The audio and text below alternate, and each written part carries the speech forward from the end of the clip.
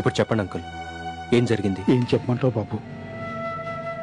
ఒకప్పుడు నా కూతురితో అక్రమ సంబంధం ఉందని అన్నవాళ్లే ఇప్పుడు నేను డబ్బు కోసం కూతుర్ని తాచడానికి కూడా వెనుకాడడు అని అంటుంటే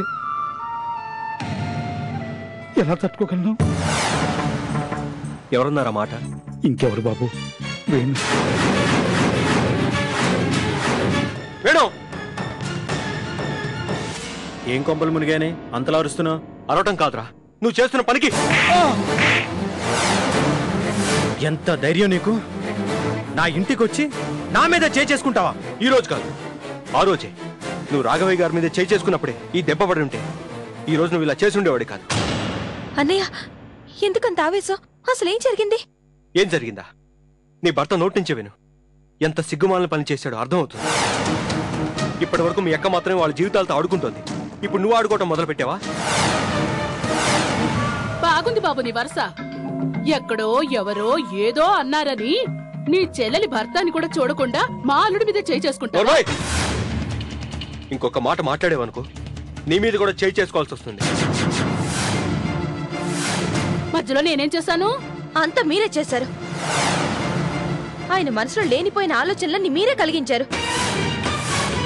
మీకు రావాల్సిన బాట భానుకు వెళ్ళిపోయిందని వాళ్ళు ఏమాయో చేసి మావయ్య గారి చేత ఆస్తి రాయించుకున్నారని వాళ్ల మీద ఆయనకి కోపం కలిగించేలా చేశారు.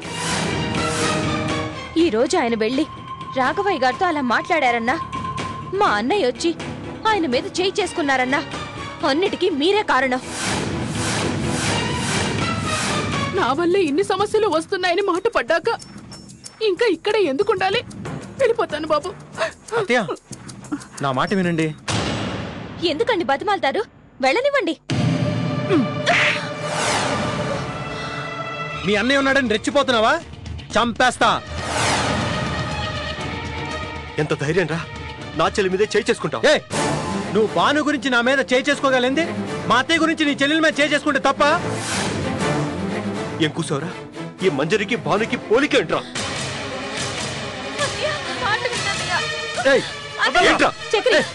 వేణు, వదలండి. ఏంటి బాబు ఇది? ఆయన ఇంటిని జాగ్రత్తగా చూసుకోమని బాధ్యత మొత్తం నాకు అప్పగించారు. నేను పోయినా ఎవరికి ఎలాంటి సమస్య లేకుండా అందర్నీ జాగ్రత్తగా చూసుకోమని చెప్పారు. మీకొచ్చే సమస్యలైతే నేను పరిష్కరించగలను గాని మీరే ఒక సమస్యగా మారుతుంటే నేను మాత్రం ఏం చేయగలను బాబు? మీరాయన నా మీద పెట్టిన బాధ్యత సక్రమంగా నిర్వర్తించే అవకాశం ఇవ్వకపోయినా పర్వాలేదు బాబు.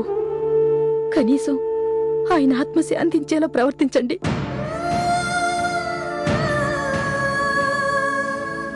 అత్తయ్య, ఏమైంది? అయ్యో,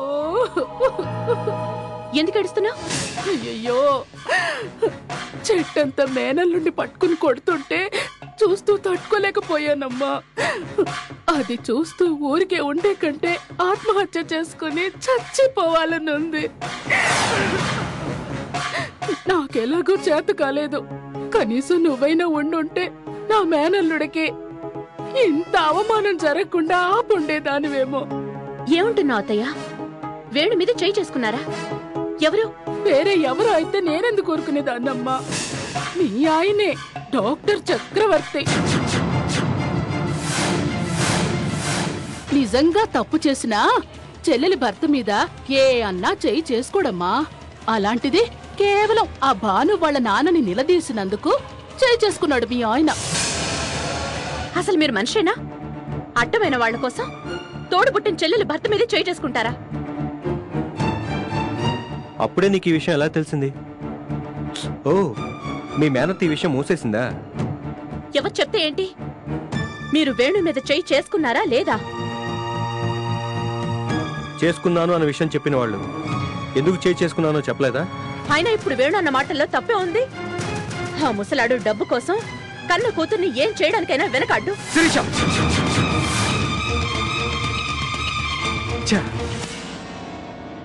ఇంకో మాట ఎక్కువ మాట్లాడేవనుకో మర్యాదగా ఉండదు.